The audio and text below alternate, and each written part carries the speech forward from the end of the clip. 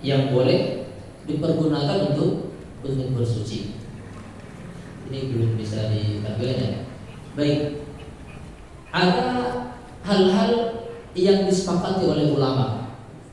Ada hal-hal yang disepakati oleh ulama, dia boleh dipergunakan untuk bersuci. Ini saya slide-nya masih sederhana Ibu ya. Baru nyoba lagi udah lama nak buat slide pakai PowerPoint. Mudah-mudahan ke depan bisa dibuat hiasan-hiasan backgroundnya diganti. Ini saya lupa ganti backgroundnya nih, putih polos. Pas pula ini putih polos ya.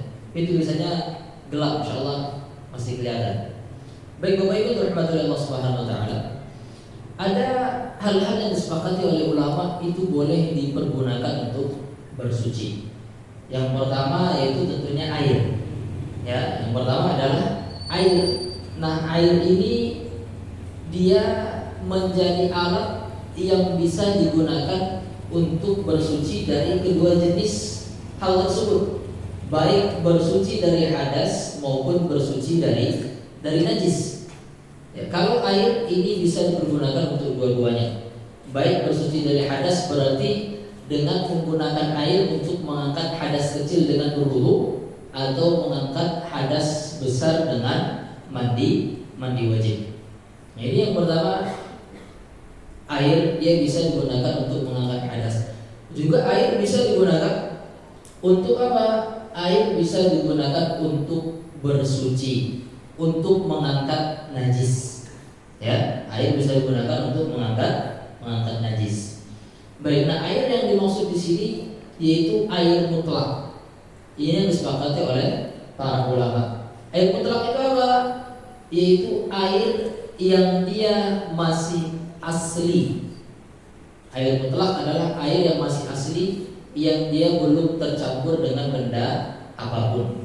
Yaitu air baik yang berasal dari langit, air hujan, ya air salju, atau kemudian yang berasal dari bumi seperti air laut, air sungai, air mata air, kemudian air sumur, ya. Maka ini semua disebut dengan air mutlak, yaitu air yang masih asli dan dia belum bercampur dengan apapun.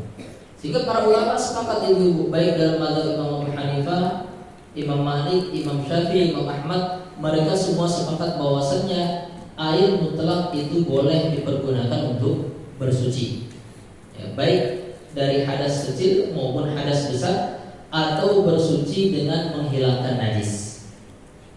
Yang kedua yang disepakati oleh ulama yang boleh dipergunakan untuk bersuci yaitu menggunakan batu.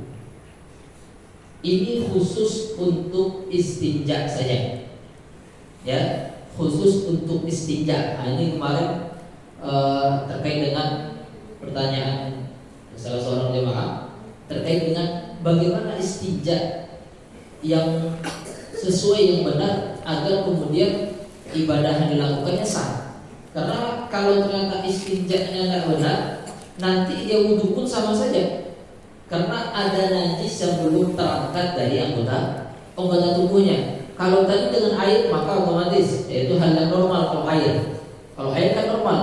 Kalau seorang buang air besar, buang air kecil, cara bersucinya kan itu hal yang normal. Yang penting bisa dipastikan cara bersucinya Bapak Ibu dari najis itu. Kalau ini dia termasuk najis mutawassithah, yaitu najis sedang, cara bersucinya adalah dengan menghilangkan najis tersebut sampai hilang baunya, hilang warnanya, hilang rasanya.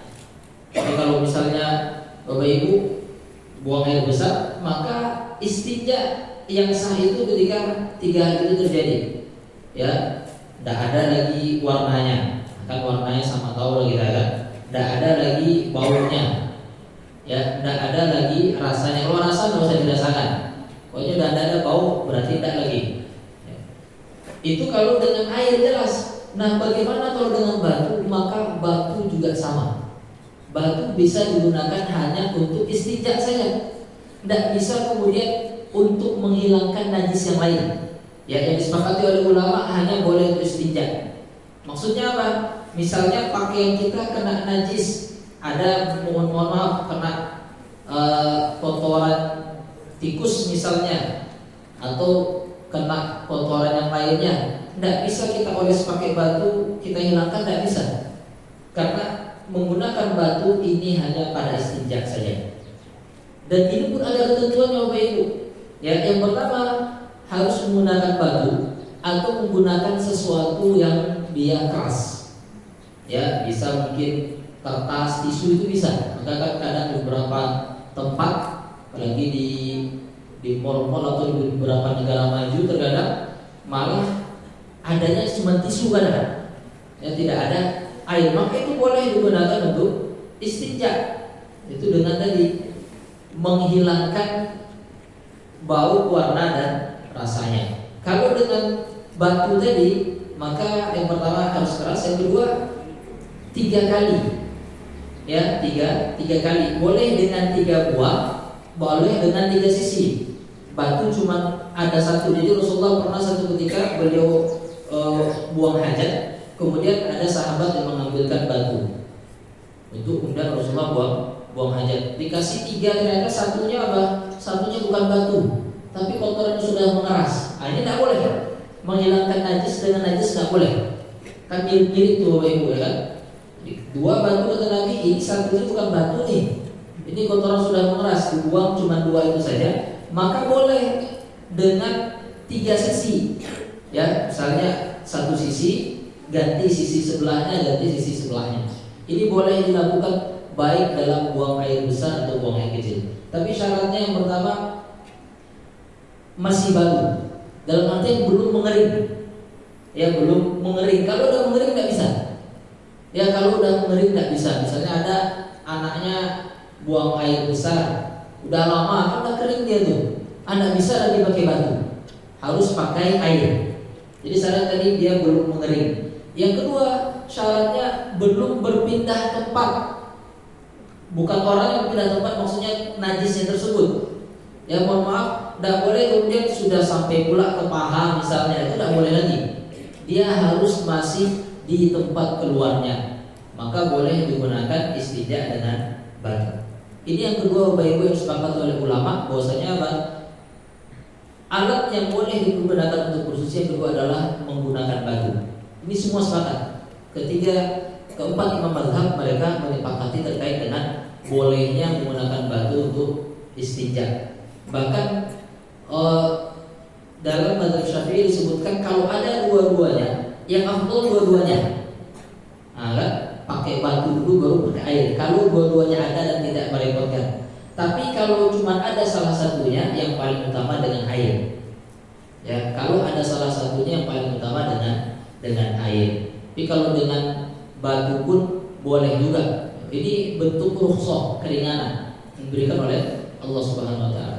Kemudian yang ketiga, Bapak Ibu rahmati Allah Subhanahu wa taala, yang disepakati oleh ulama boleh digunakan untuk bersuci itu debu.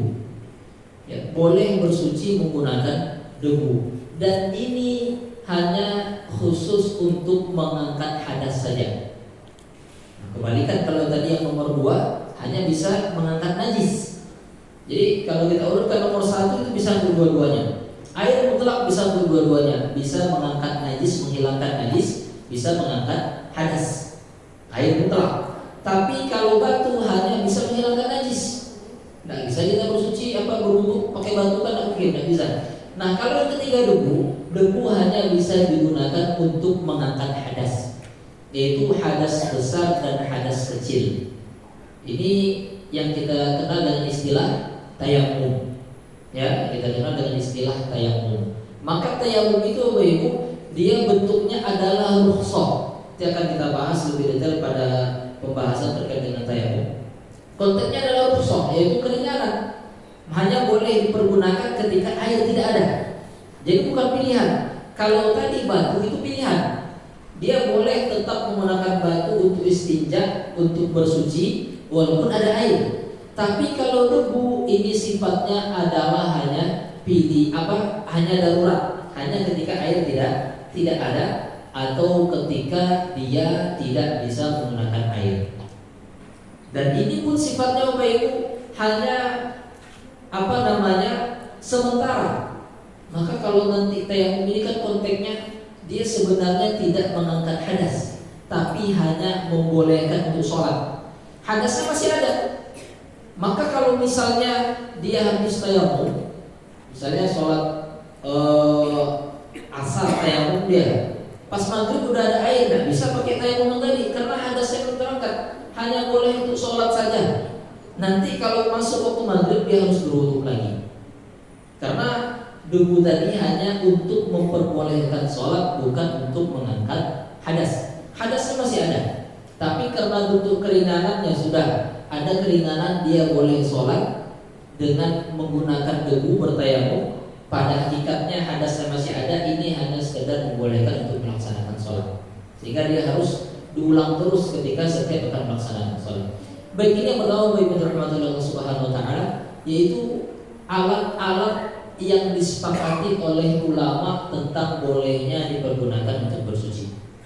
Jadi hanya 3 ini saja yang disepakati oleh ulama.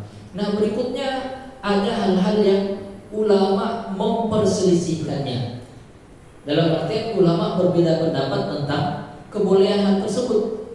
Ya, apakah boleh digunakan untuk bersuci atau tidak? Maka di sini saya sebutkan pendapat keempat imam mazhab ini, tapi yang nanti mazhab Imam Syafi'i dan Imam Hambali, Imam Ahmad bin Hanbal itu saya gabungkan jadi satu karena dia sama. Yang pertama, alat-alat bersuci menurut mazhab Imam Abu Hanifah. Ya, yang pertama adalah air mutlak. Ini kalau yang saya merahkan Bapak Ibu berarti disepakati oleh keempat imam mazhab. Ya, menurut Imam Abu Hanifah yang pertama adalah air mutlak, meskipun air musta'mal. Ini yang membedakan dengan mazhab Syafi'i. Air musta'mal itu apa? Air yang sudah dipergunakan untuk bersuci. Ya, air musta'mal. Misalnya seseorang berwudu, kemudian air bekas wudunya itu ditampungnya lagi, maka air itu dia tetap suci, tapi tidak mensucikan, tidak bisa dipergunakan untuk bersuci. Berarti kalau untuk yang lain boleh, daripada dibuang bazir, ini buat cuci baju lumayan juga misalnya gitu kan, atau buat nyiram bunga misalnya, atau hal yang maka itu diperbolehkan. Tapi dia tidak boleh dipergunakan untuk bersuci. Tapi kalau dalam mazhab Imam Abu Hanifah, selama airnya itu belum najis, tidak terkena najis, walaupun musta'mal sudah dipergunakan, itu tetap boleh dipergunakan untuk bersuci. Ya. Ini yang menjadi pembeda mazhab Imam Abu Hanifah. Ini yang pertama disepakati oleh ulama, dan ini berdasarkan dalil bahwasanya Allah menurunkan air dari langit, ya, wa anzalna minas sama'i ma'an tahura, dan kami turunkan dari langit air yang suci. Berarti air langit itu suci dan air-air yang lainnya. Nah, jadi saya sebutkan air langit itu ada 2, air hujan sama salju. Salju kan dari langit juga bisa Bapak Ibu. Kalau kita kan tidak bisa di sini praktek ya. Mungkin kalau ada nanti yang pergi ke Eropa bisa tuh pakai salju tuh, kalau tidak dingin ya. Kalau berani bisa wudu pakai salju tuh.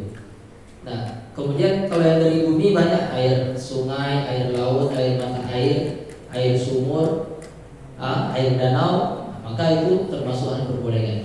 Kemudian yang kedua, ini baru yang kemudian khusus dalam mazhab Imam Abu Hanifah. Oh maaf, aku nak muncul dulu.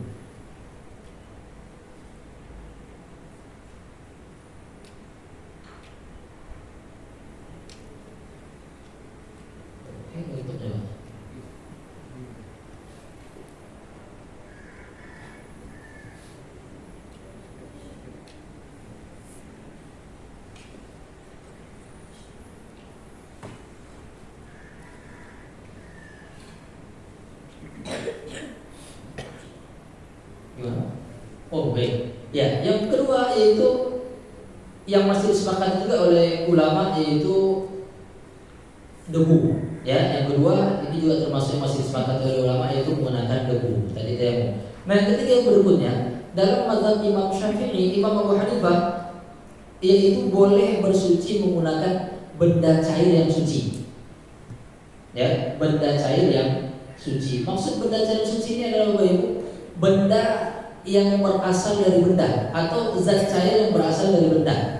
Contoh misalnya air yang berasal dari daun atau bunga yang diperas, ya kan? Kadang banyak tumbuhan-tumbuhan yang kalau diperas keluar air. Maka dalam mazhab Imam Abu Hanifah itu boleh dipergunakan untuk bersuci, tapi hanya bersuci yang sifatnya menghilangkan najis. Kalau untuk berwudu dan mandi junub, maka nggak boleh, karena ini hanya boleh dengan air mutlak saja, air yang memang masih asli, air yang Allah ciptakan, yang Allah turunkan dari langit atau yang berasal dari bumi. Tapi kalau yang tadi itu diperbolehkan, ya, itu benda cair dan suci. Kan kalau benda itu suci, maka sesuatu yang keluar darinya suci. Tumbuh-tumbuhan, kan ada yang kita konsumsi, bahkan ada bisa dirubah jadi makanan. Kan ada ayaka kalau orang pakai itu kan dari daun tuh kan, daun diapain, keluar dia jadi itu. Maka itu boleh digunakan untuk bersuci. Dalam artian apa? Kalau ada najis boleh pakai itu, ya. Kalau ada najis boleh dibersihkan menggunakan hal tersebut. Termasuk apa? Termasuk disebutkan di sini contohnya yaitu keringat. Keringat itu suci, Bapak Ibu. Ya, keringat itu suci. Keringat tidak najis. Kan kita tidak najis, manusia tidak najis. Maka yang najis dari manusia itu nanti yang keluar dari kubul dan dubur itu najis, ya. Atau nanti yang keluar dari mulut itu kalau dia berupa muntah, itu saja yang najis. Ya, dari kubul dan dubur itu najis. Yang keluar dari mulut kalau dia muntah. Yang selain itu maka tidak najis. Contoh misalnya kan keringat, ada orang berkeringat dia kena kemudian kotoran, ya, cita cabat, sama keringatnya dibersihkannya, dilapnya, itu boleh dalam mazhab Syafi'i, dalam mazhab Imam Abu Hanifah, ya, selama bisa dipastikan tadi memang hilang bekasnya, ya, saking banyaknya keringatnya ya, dilapnya udah bersih dia dengan keringatnya, maka boleh. Karena tadi dalam mazhab Imam Abu Hanifah benda yang suci, yang cair, benda cair yang suci bisa digunakan untuk menghilangkan najis. Atau di sini juga disebut contohnya air liur. Air liur najis tidak, Bapak Ibu? Najis tidak najis, walaupun dia menjijikkan. Ya, jadi di awal kemarin kita bahas najis secara bahasa itu adalah hal yang menjijikkan, tapi secara istilah adalah hal yang menjijikkan yang diharamkan dengannya kalau ada pada badan atau tempat untuk melaksanakan sholat. Berarti ada hal yang menjijikkan yang dia tidak najis, contohnya air liur. Maksudnya gimana? Ya bisa seorang menggunakan, boleh seseorang menggunakan air liurnya untuk membersihkan najis. Nah, misalnya ada najis pada anggota tubuhnya, dipakainya air liurnya untuk menghilangkan najis, itu boleh. Misalnya ada darah, misalnya kan, berdarah, pakai air liur itu bisa, ya, untuk menghilangkan darah akan najis. Walaupun nanti kalau darah sedikit pada tubuh itu tidak najis, maka itu bisa. Di sini contohkan misalnya orang mengkonsumsi khamar kan najis, yang dalam mazhab Syafi'i khamar najis. Maka mulut orang yang bekas minum khamar kalau sudah tercampur dengan air ludah jadi suci. Dalam mazhab Imam Abu Hanifah, ini kita sudah mulai perbedaan mazhab, Bapak Ibu, ya. Jadi jangan masa pula Ustaz, aneh kali pendapatnya. Ini pendapat Imam Abu Hanifah. Nanti kalau Ibu perhatikan, beliau yang paling banyak menyebutkan tentang benda-benda yang boleh digunakan untuk suci. Imam Abu Hanifah beliau terkenal dengan logikanya, ya. Selama tidak ada dalil khusus yang mengatakan tidak boleh, beliau kemudian mengatakan berarti tidak masalah. Ya kan, berarti tidak masalah, ya. Ini Imam Abu Hanifah. Contoh tadi, atau mungkin ini kalau bayi, ya, bayi muntah dia, kan? Berarti kan bekas mulutnya itu apa? Najis. Kemudian habis itu dia menyusu kepada ibunya, maka najisnya kan otomatis berpindah, kan, ya, ke putih susu ibunya. Maka disebutkan dalam mazhab Imam Abu Hanifah, kalau kemudian anak ini sudah meminum ASI dari ibunya 3 tegukan saja, maka sudah suci karena sudah bercampur dengan benda cair yang berasal dari tubuh. Ya, air susu itu suci, udah bersih sendiri dia. Jadi pernah saya ditanyakan, gimana tuh Ustaz? Ini muntah itu kan najis. Itu gimana kalau anak kecil muntah, habis muntah ini pula dia? Saya katakan, oh itu dia jadi suci dia. Ya, kalau dalam mazhab Imam Abu Hanifah jadi suci karena tadi sudah terkena benda cair yang dia itu suci, maka bisa menghilangkan najis.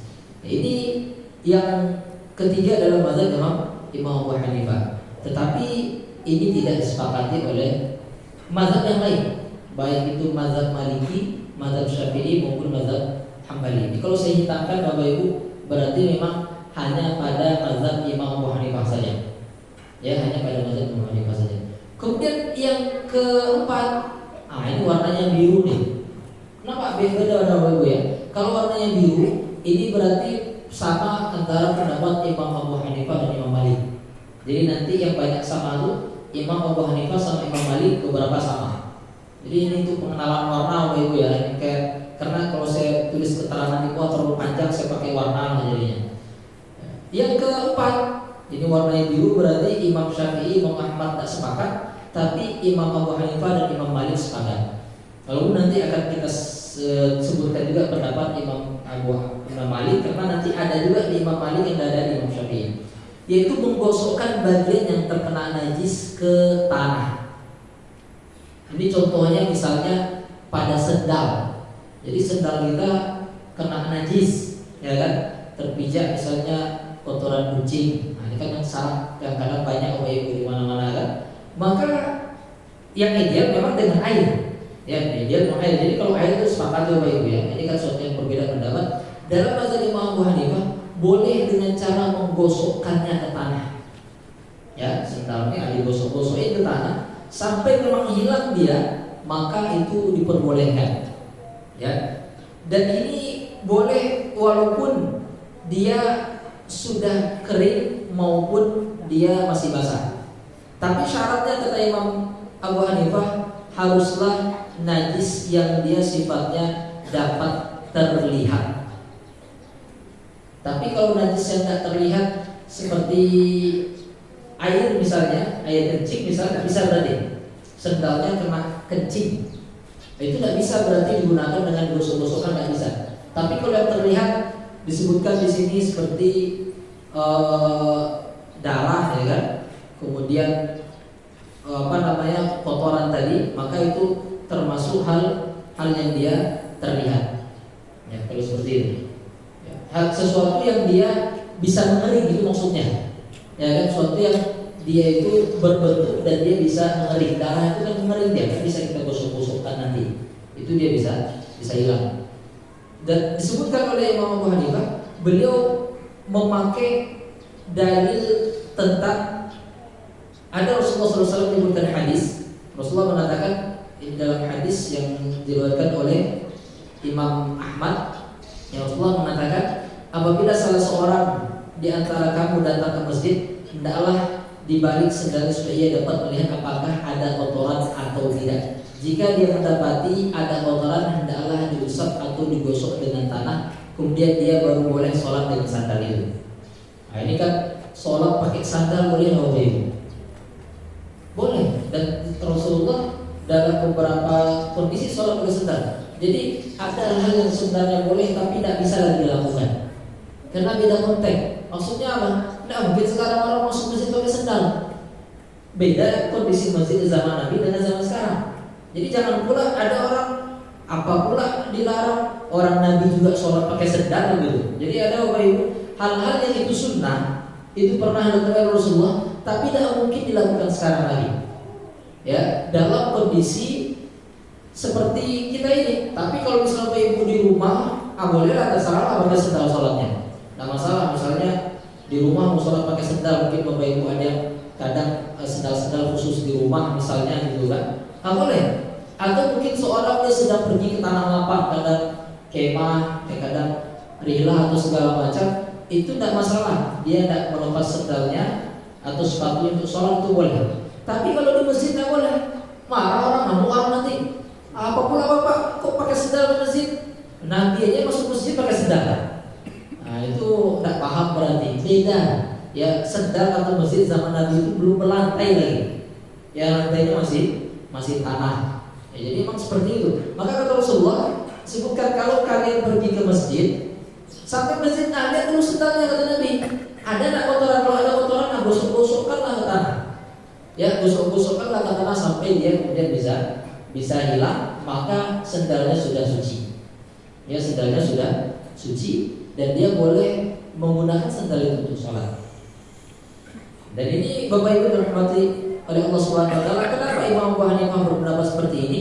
Karena ini disebutkan oleh beliau adalah umumul balwa, sesuatu yang sering terjadi dan sulit dihindari.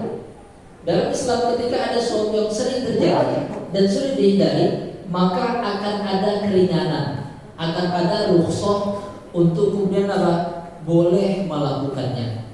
Ya, tapi kalau dalam mazhab yang lain ini tidak boleh.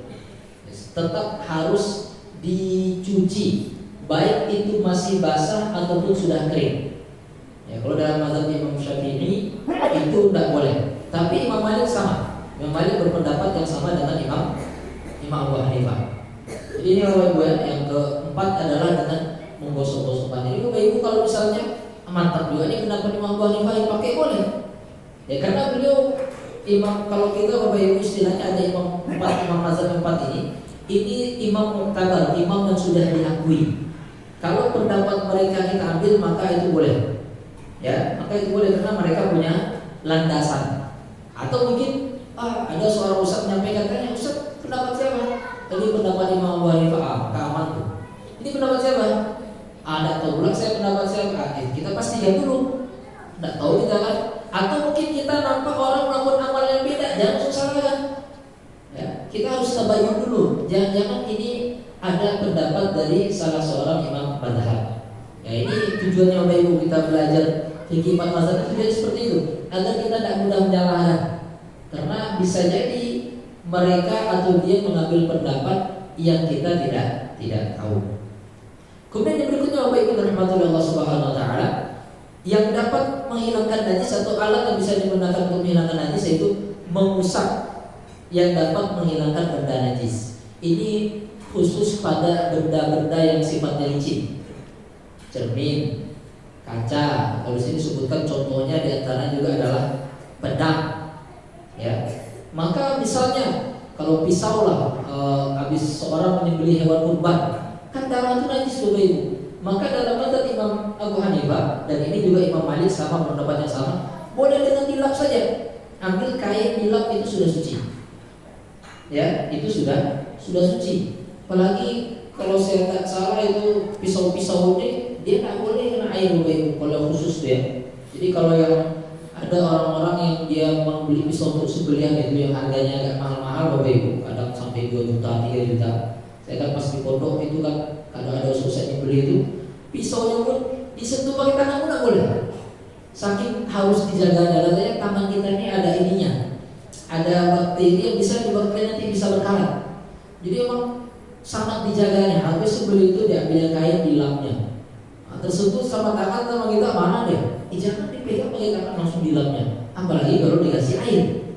Maka dalam mazhab Imam Abu Hanifah ini diperbolehkan dan alasan beliau juga sama, yaitu para sahabat. Ya di sini disebutkan ya Rasulullah SAW para sahabat ketika mereka sudah dalam peperangan, kemudian mereka mengusap pedangnya dan melakukan sholat dengan pedang itu. Ya, jadi habis perang kan kadang pedangnya berdarah-darah, dilap pakai kain diusap sudah bersih, salurkan pedangnya lagi, sholat pakai pedang itu. Ini menandakan bahwasanya dengan mengusap dia bisa menghilangkan najis. Ini khusus pada sesuatu yang sifatnya adalah licin. Ya, berarti pedang pedang yang sifatnya licin berarti kayak dari besi ya kan, dari kemudian kaca. Ya, termasuk di sini disebutkan yang licin itu diantaranya adalah kuku licin nih, ini bisa Bapak Ibu. Kemudian tulang termasuk permukaan yang terbuat dari perak dan emas itu licin. Ya, perak, emas itu licin, itu bisa licin ya. Kalau ada kotoran bisa dilap saja. Misalnya ternyata gelasnya kotor, ada kena kotoran burung misalnya, itu bisa dilap saja. Ya, yang penting tadi kalau dia masih basah bisa dilap pakai kain kering. Tapi kalau dia sudah kering harus dilap dengan kain basah. Ya, harus dilap dengan kain basah. Ini cara yang kelima yang bisa digunakan untuk menghilangkan najis dalam mazhab Imam Abu Hanifah. Kemudian yang berikutnya Bapak Ibu rahmatullahi Allah Subhanahu wa taala, ini berwarna hitam berarti hanya dalam mazhab Imam Abu Hanifah saja. Sesuatu yang najis bisa dihilangkan kenajisannya dengan cara mengeringkan dengan cahaya matahari atau udara, ya, sampai kemudian bekas najis itu menghilang. Ini khusus pada tanah saja, pada tanah atau sesuatu yang menempel ke tanah. Jadi tidak bisa pada sesuatu yang bergerak, ya. Disebutkan di sini tidak bisa untuk benda yang bergerak, berarti contoh pakaian, ya. Kemudian hal-hal yang lainnya. Ya, hal ini berbeda dengan hamparan permadani tikar pakaian dan tubuh. Setiap benda yang dapat dipindahkan, maka itu tidak.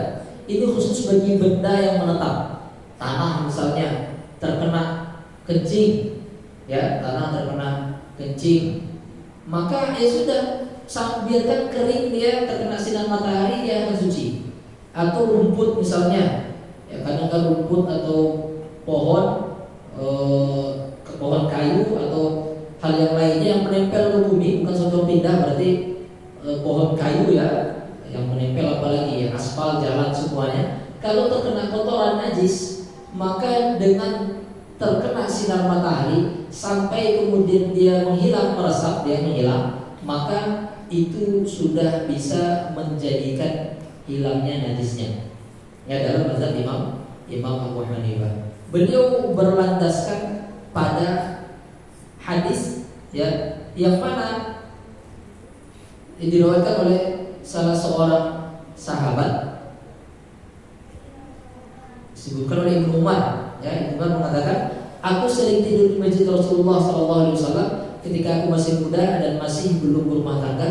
Aku sering melihat anjing kencing dan berkeliaran dalam masjid. Di zaman Nabi sudah banyak juga anjing begitu, tetapi tidak ada siapapun yang memercikan air padanya. Nah, ini jadi dalil dalam mazhab Imam Abu Hanifah bahwasanya banyak, atau Ibnu Umar itu dia sering bujangan, nah Bapak Ibu, kalau bujangan ini kan hidupnya kan tidak terikat ya, kan kata beliau sebelum nikah ya, sering tidur di masjid, ya, habis sholat tidur di masjid dia. Kadang kata beliau, nampak ada anjing masuk kencing di sana, dan kata beliau tidak ada lihatnya ada orang bersihkannya. Maka apa? Ini menjadi dalil bagi Imam Abu Hanifah, ketika dia sudah terkena sinar matahari maka dia sudah suci. Ingat Bapak Ibu ya, pada benda yang tetap, bukan yang dipindahkan. Yang pula nanti bekas ompol anak dijemur aja tidak bisa, ya kan? Ini sayang kali nih kalau dicuci spray baru juga dicuci, kena ompol jemur aja lah sampai kering, tidak bisa. Ya, tapi kalau misalnya kayak bantal kasur itu kan dijemur sampai kering, tetap dialas. Ya, najis kalau sudah ditutup maka kenajisnya terhalang dengan benda yang menutupinya. Ya, jadi boleh misalnya kan tidak mungkin pula dicuci, atau kok bisa dicuci tidak apa-apa. Tapi kalau tidak mungkin dicuci boleh jemur bantalnya. Kemudian setelah itu udah pastikan kering Bapak Ibu ya. Kalau masih basah dikasih spray akan rembes dia. Tapi mau udah dipastikan kering segala macam, dia tetap najis. Ya, tapi ketika dikenakan spray najisnya tertutup, tidak akan berpindah. Kita tidur di situ segala macam maka sudah aman. Ya, benda najis yang kering dia tidak bisa berpindah kepada benda yang kering juga. Tetapi najis kalau sudah kering bisa pindah kepada benda yang basah. Udah najisnya udah dijemur, sarung bantal udah dijemur, spraynya kasih spray yang lembab pula, jadi najis dia. Ya, ini tadi. Tapi dalam mazhab yang lain mengatakan tidak bisa, tetap harus disiram. Apa dalil yang mengatakan tidak boleh? Hadis yang mungkin sering kita dengar, yaitu ketika ada orang Arab Badui yang masuk masjid, kemudian apa? Kencing di masjid. Jadi pernah Rasulullah dengan para sahabat lagi kumpul di masjid, ada orang kampung lah, ya, orang pedalaman, datang ke masjid langsung kencing dia. Nah, ini kan mungkin dikiranya tempat umum ya, bukan masjid. Langsung dia buang air kecil. Ini dalam hadis yang cukup panjang ya. Jadi ketika dia buang air kecil itu sahabat langsung menghampiri. Sang Umar bahkan mau ditarik ke Rasulullah, jangan biarkan dia sampai menuntaskan hajatnya. Ini luar biasa tingginya akhlak Nabi. Ya, tingginya akhlak Rasulullah. Sahabat lain gak geram. Sama kayak kita kan, ini Nabi santai ya. Udah biar dia kencing dulu sampai selesai.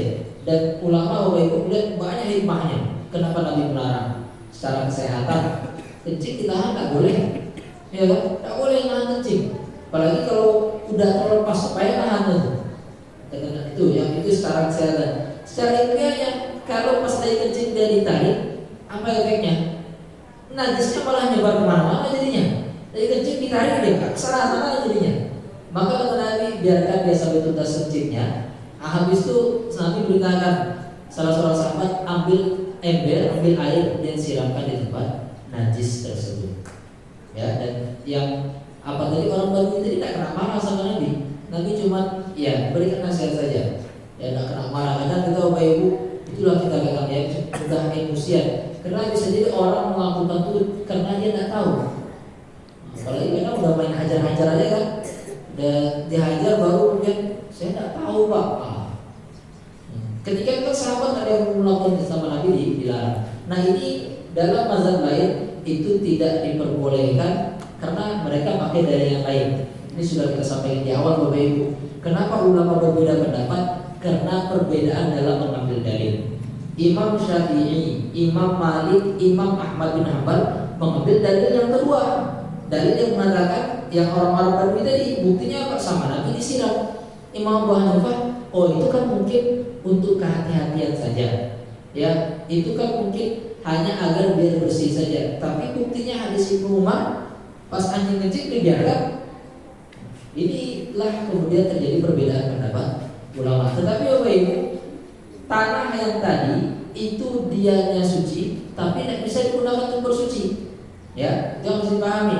Tidak bisa digunakan untuk bersuci berarti apa? Tidak boleh digunakan untuk tayamum. Ini ada bekas kencing kucing di situ. Ya, udah kering, udah hilang. Tidak boleh kemudian itu debunya kita pakai untuk tayamum, tidak boleh. Kenapa? Dia suci secara rendah, tapi tidak mensucikan. Sama kalau air dalam mazhab Syafi'i kan ada yang air thahirun ghairu mutahhirin. Air yang suci tapi tidak bisa mensucikan. Ya, seperti tadi air benda cair yang suci dalam mazhab Imam Syafi'i itu tidak bisa. Kemudian berikutnya Bapak Ibu rahmatullahi Allah Subhanahu wa taala, cara menghilangkan najis yang lainnya berikutnya adalah pakaian panjang yang menyentuh tanah najis dan kemudian menyentuh tanah yang suci secara berulang-ulang. Maksudnya ini warnanya biru berarti Imam Syafi'i, Imam Abu Hanifah sama Imam Malik bersependapat. Maksudnya apa? Kalau ada orang pakai pakaian yang panjang, ini terjadi di zaman Rasulullah yaitu terhadap sahabiah. Jadi ada Ummu Salamah dulu mengatakan saya adalah perempuan yang sering memanjangkan pakaian. Jadi Bapak Ibu kalau konteks isbal ya, kalau kita berbicara masalah isbal memanjangkan pakaian di bawah mata kaki, itu bagi perempuan malah anjuran. Nah, kadang kan sekarang terbalik, perempuan malah agak tinggi-tinggi dia, sampai ke betisnya. Kadang dia pakai celana juga, cuma roknya atau jubahnya sampai ke betisnya. Modis kata itu tidak boleh. Itu tidak boleh. Sebaiknya perempuan memanjangkan sampai di bawah mata kaki. Ya, ini kalau kita berbicara masalah khilafiyah, kalau laki-laki itu ada khilafiyah. Ada mengatakan tidak boleh memanjangkan celana di bawah mata kaki, ada mengatakan tidak apa-apa kalau dia tidak sombong. Tapi kalau perempuan harus memanjangkan di bawah mata kaki. Bahkan sampai terseret-seret tidak masalah. Ya, kadang mohon maaf Bapak Ibu kalau ada perhatikan ini ibu ini baju terseret-seret tidak masalah. Karena di zaman Rasulullah itu terjadi dan ini dia dalam mazhab Imam Abu Hanifah dia bisa otomatis suci. Misalnya dia berjalan, kan mungkin bisa jadi di tanah itu ada najis, tapi kan tidak semua tanah itu najis. Nanti ketika dia lewat di tanah yang suci, otomatis akan tersucikan sendiri. Dia otomatis akan tersucikan sendiri. Selama apa? Memang tidak nampak najis itu. Dalam artian seperti ini. Kalau dia sholat coba lihat pakaiannya, tidak ada nampak najis, sudah aman berarti. Kecuali pas pegangnya nampak jelas bekas kotoran, nah, berarti kan tidak hilang. Tapi kalau misalnya aman dilihatnya tidak ada bekas kotoran, hanya tanah saja, kotor tanah, maka itu suci. Yang disebutkan oleh Ummu Salamah. Ummu Salamah berarti istri Rasulullah SAW. Saya adalah perempuan yang sering memanjangkan pakaian. Saya sering berjalan di tempat kotor. Ya, lalu Rasulullah SAW berkata kepadanya, ia dapat bersih oleh tanah yang berikutnya. Ini Bapak, dapat bersih oleh tanah berikutnya. Tanah itu suci. Ya, maka pakaian yang dia panjang, dia akan suci dengan sendirinya ketika terkena tanah. Ya, ketika seorang berjalan maka akan suci dengan sendirinya ketika terkena tanah. Baik, ini pendapat yang keberapa ini? Saya kira 1, 2, 3, 4, 5, 7. Ya, cara yang ketujuh yang bisa menghilangkan benda najis, dan ini hanya pendapat Imam Abu Hanifah dan Imam Malik. Imam Malik sependapat, tapi Imam Syafi'i dan Imam Ahmad tidak sependapat. Ya, beliau tetap pada pendapat harus menggunakan air. Kemudian yang berikutnya Bapak Ibu, ya, mengerik atau mengerok, dalam bahasa Arabnya adalah al-farqu. Ya, mengerik atau mengerok ini bisa menjadi cara untuk menghilangkan najis pada najis yang sudah kering. Ya, najis yang sudah kering. Kenapa saya ambil contoh mani ini yang terjadi zaman Rasulullah? Ya, jadi Rasulullah SAW dalam beberapa kondisi, ya, terkadang ada bekas mani yang menempel pada pakaiannya. Ya, ini disebutkan oleh Aisyah. Disebutkan oleh Aisyah bahwasanya apa? Beliau, ini Aisyah, saya mengeruk mani dari pakaian Rasulullah jika ia kering, dan saya membasuhnya jika ia basah. Ini syaratnya berarti sudah kering Bapak Ibu. Jadi kalau ada mani-mani, ini perbedaan pendapat ulama. Ada yang mengatakan dia najis, ada yang mengatakan dia tidak najis. Tetapi yang mengatakan najis, Imam Abu Hanifah termasuk mengatakan mani itu najis. Yang mengatakan najis, mereka memperbolehkan untuk mensucikannya dengan cara dikerok, yaitu ketika dia sudah kering. Misalnya Bapak Ibu, kan ada bekas pakaian yang terkena mani, maka kalau dia sudah kering, bisa dengan cara dikering.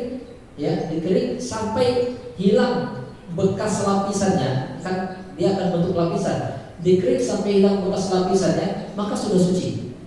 Ya, itu sudah suci. Jadi ada dua cara dia, bisa dengan cara mengeringnya, tapi kalau masih basah, yaitu harus dengan cara dicuci. Ya, kalau dalam mazhab Syafi'i dan mazhab Imam Malik dan Imam Ahmad tidak bisa, harus dicuci. Jadi mereka mengambil pendapat bahwasanya harus dicuci, tidak bisa hanya sekedar dikering saja. Dan ini juga berlaku pada najis-najis atau hal-hal yang lainnya yang dianggap itu menjijikkan. Contoh ingus, ya kan, air ludah, itu boleh dengan dikering saja. Ya, kalau dicuci lebih bagus lagi. Ya, kalau dicuci lebih bagus lagi. Ini kan konteksnya adalah ketika seseorang mengambil hal yang rusak. Baik Bapak Ibu rahmatullahi Allah Subhanahu wa taala. Kemudian yang berikutnya ya adalah mazhab ya, Imam Abu Hanifah yang masuk cara menghilangkan najis yaitu dengan menyingkirkan bagian yang terkena najis, yaitu at-takwir, yang menyingkirkan bagian yang terkena najis. Ini khusus pada benda yang dia bersifat padat. Ya, benda bersifat padat. Di sini disebutkan contohnya pada minyak samin yang sudah mering. Ya, istri Rasulullah Maimunah, beliau mengatakan bahwa seekor tikus telah jatuh ke dalam minyak samin lalu mati. Kemudian Rasulullah ditanya tentang hal itu, beliau menjawab, buanglah tikus itu dan juga minyak samin yang ada sekelilingnya. Adapun sisanya boleh dimakan. Jadi pas jatuh dia di minyak yang dia sudah kering, maka kata Nabi, buang tikusnya, buang juga minyak yang pas bagian bangkai tikus itu, ya, dan sekelilingnya yang dikhawatirkan kena, maka sisanya boleh dimakan. Ini berlaku pada benda-benda yang padat. Kalau benda padat terkena najis dan memang tidak bisa kita cuci, ya, maka cara menghilangkan najisnya bisa dengan membuang bagiannya saja. Dan ini juga Bapak Ibu berlaku pada kasus ada orang bertanya sama saya tentang kopi luwak. Kopi luwak kan itu tadi. Ada kopi luwak Bapak Ibu. Ada luwak ini dimakannya biji kopi itu, nanti dikeluarkannya itu dibuat orang menjadi kopi. Katanya enak rasanya kan, nggak tahu juga. Ini apakah hanya biji yang khusus atau semua biji? Mungkin jadi kebiasaan luwaknya seperti itu. Maka itu boleh dikonsumsi selama apa? Yang dikeluarkannya masih padat. Yang dikeluarkannya masih padat sehingga masih bisa dihilangkan najisnya. Ya, masih bisa dihilangkan najisnya. Kalau ini otomatis dengan cara dicuci, ya kan, dicuci sampai bersih sehingga dia masih utuh lagi, maka boleh. Ya, benda yang terkena najis selama bisa dihilangkan najisnya, maka dia menjadi suci dengan dihilangkan najis tersebut. Jadi tadi kalau yang keluar darinya itu apa, sudah hancur dia, itu nggak boleh lagi, sudah bercampur. Tapi kalau masih keras boleh. Termasuk misalnya kita ada makanan Bapak Ibu lagi makan jatuh gitu kan, kotor dia, buang bagian itu saja. Maka itu diperbolehkan ketika dia bentuknya adalah padat. Ya, tidak harus kemudian membuang semuanya, karena ini menjadi satu bentuk yang diperbolehkan. Kecuali apa? Terhadap benda-benda yang dia bisa meresap. Meresap ini maka tidak diperbolehkan. Kalau meresap maka najisnya itu akan meresap ke dalamnya. Dan ini Bapak Ibu, ini yang kasus yang sering terjadi di kita.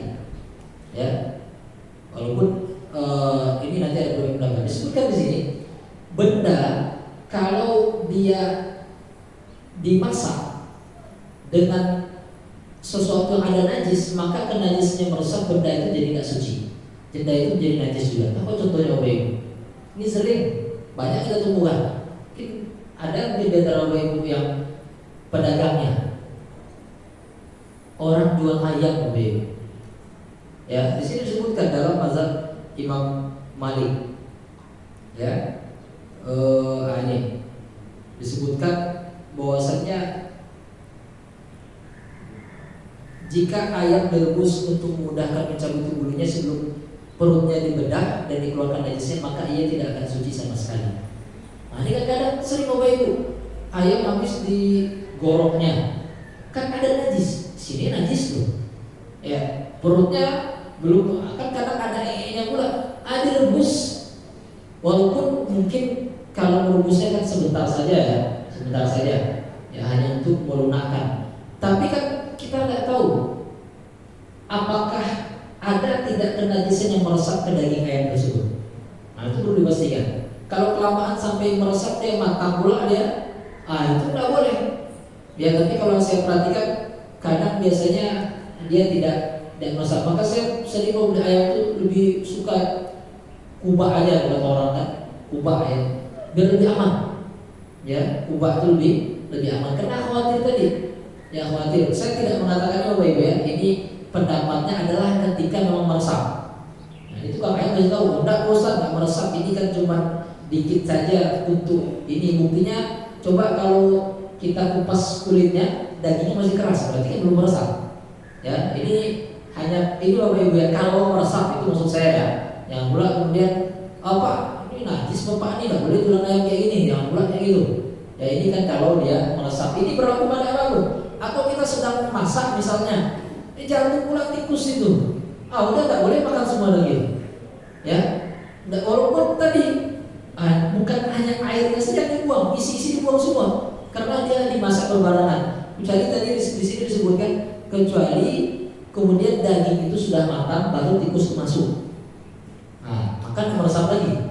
Tapi kan kita nggak tahu jatuhnya kapan tikus juga. Apakah jatuhnya baru atau udah lama kan nggak tahu. Pas lagi masak ada tikus pula ikut termasak kan. Udahlah buanglah semuanya tuh. Ya, khawatir tikusnya masuknya pas baru dimasukin, kita nggak sadar gitu kan. Lalu mungkin kalau masak-masak banyak tuh, ya itu dia menjadi najis. Kalau dia meresap, kenapa? Kenajisnya tidak bisa dihilangkan. Tapi kalau dia belum meresap maka tidak masalah. Misalnya pada air, ya kalau air yang dia tidak mendidih dia akan meresap. Tercemplung ke air yang najis misalnya, ya tinggal kita cuci saja. itu bisa menghilangkan kenajisannya. Tapi kalau sudah meresap, maka dia menjadi ikut najis. Yang menjadi ikut najis. Maka harus kita benar-benar bersihkan Bapak Ibu. Ya kalau kita ingin masak suatu, pastikan najis itu sudah hilang. Baik Bapak Ibu rahmati Allah Subhanahu wa taala, sekarang sudah semakin cepat. Ya mungkin sampai di sini kita lanjutkan pada pertemuan berikutnya. Ada pertanyaan sampai sini Bapak Ibu? Silakan.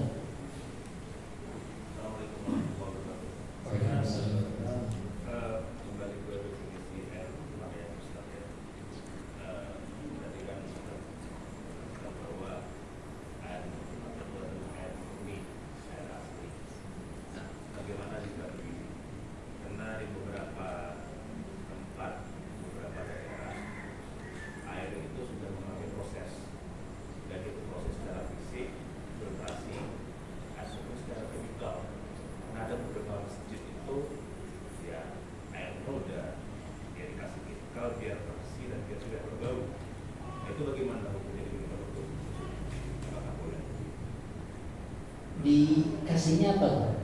Ya macam-macam, ada beberapa tawas, ada beberapa favorit. Kan nggak semua daerahnya airnya bersih. Kan ada beberapa masjid itu dan rumah lah ya, yang pakai water treatment. Kalau mungkin dia metodenya cuma saring, mungkin masih bisa. Tapi tidak ini. Tapi kan ada juga yang ini ya, biar airnya bersih. Itu bagaimana? Oke, baik. Ya. Terkait dengan hal ini, yang itu tadi kita Bapak, ada campuran benda suci, maka ini perlu kita kaji lagi lebih dalam ya kalau ada kondisi seperti itu, karena dalam mazhab Syafi'i itu masuk air yang dia tahirun ghairu mutahhirin, dia suci tapi tidak bisa digunakan untuk bersuci, ya dia suci tapi tidak bisa digunakan untuk bersuci.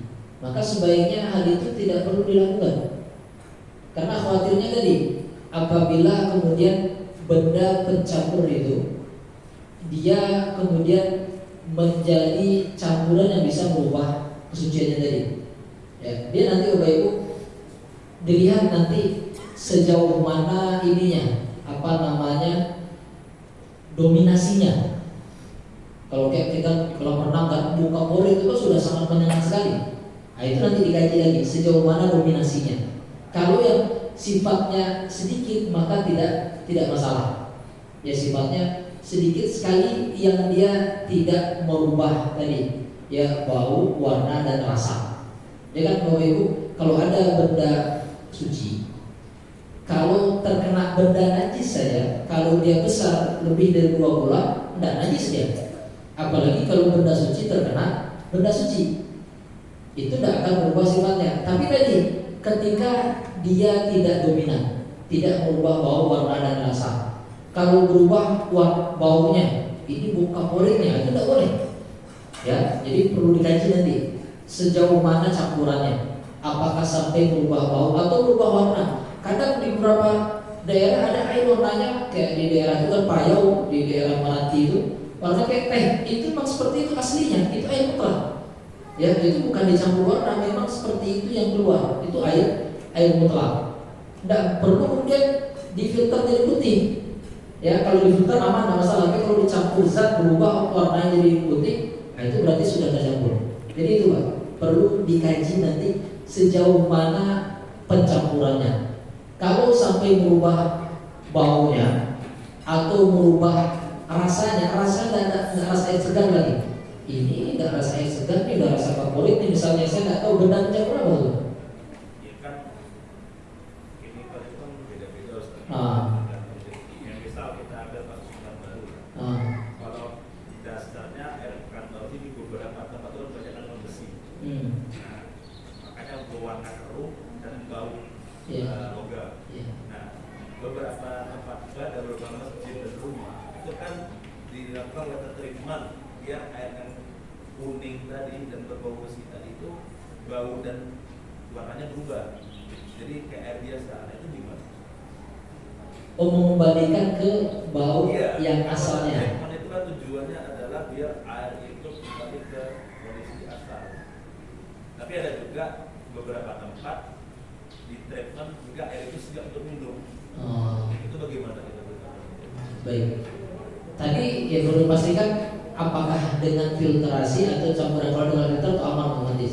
Tapi tadi kalau dengan campuran benda tadi itu perlu dipastikan tadi bentuknya dominan tidak sehingga kemudian merubah konteks air tersebut. Ya, kalau tidak dominan maka tidak masalah. Tapi kalau yang Bapak sampaikan tadi untuk menghilangkan, berarti kan zat yang ini yang dihilangkan ya kan? Zat besi dan zat itu yang dihilangkan ya kan? Untuk kemudian mengembalikan ke kondisi awalnya. Ya, Allah alam, saya tidak bisa menjawab secara ini. Saya hanya berikan gambaran saja, yaitu apa? Dilihat nanti tingkat campurannya tadi. Kalau kemudian dia bisa merubah bau, warna, dan rasa, berarti kan berubah ke asal, berarti yang berubah ke asalnya. Yang tidak boleh itu ketika dia merubah ke yang lain. Jadi para ulama mendiskusikan air mutlak itu, kalau orang melihatnya, orang akan menyebutnya dengan sebutan lain, air teh, itu air mutlak lagi berarti. Ya ada embel-embel penyebutan yang lain. Tapi kalau tidak masih mutlak, air kaporit, itu jelas. Itu berarti ada tambahan. Tapi kalau orang melihat ini air, tidak ada embel-embel lain, maka jadi kalau dia memang asalnya dari yang suci, maka itu tetap. Tapi kayak beberapa daerah dari limbah, ya kan itu jelas najis, tidak boleh. Ya, itu tidak boleh digunakan untuk bersuci. Kalau dari limbah kan najis, tidak bisa kenajisannya menjadi hilang. Ya, karena asalnya dia dari benda najis. Itu hanya boleh digunakan untuk bersuci, untuk mencuci boleh, tapi mengangkat hadas itu tidak bisa untuk berwudu. Tapi kalau yang tadi memang dia asalnya suci, maka selama kalau dilihat orang masih mengatakan ini air mutlak, maka dia suci. Tinggal nanti lihat ada orang kalau refleks banyak ada embel-embel, kalau tidak ada embel berarti itu suci. Ya, baik, mungkin seperti itu, Pak. Ya, ada pertanyaan lain, Bapak Ibu? Baik, ya mungkin cukup ya. Mudah-mudahan nanti bisa kita lanjutkan pada pertemuan berikutnya. Nanti dari slide ini masih ada beberapa materi yang akan kita lanjutkan pada pertemuan berikutnya. Ini yang dapat saya sampaikan pada kesempatan subuh berbahagia ini. Mudah-mudahan bermanfaat buat kita semuanya. Mohon maaf kalau ada perkataan yang tidak pada tempatnya. Aku qouli hadza wa sallallahu wa lakum. Subhanakallahumma wa bihamdika asyhadu an la ilaha illa anta astaghfiruka wa atubu ilaik. Assalamualaikum warahmatullahi wabarakatuh.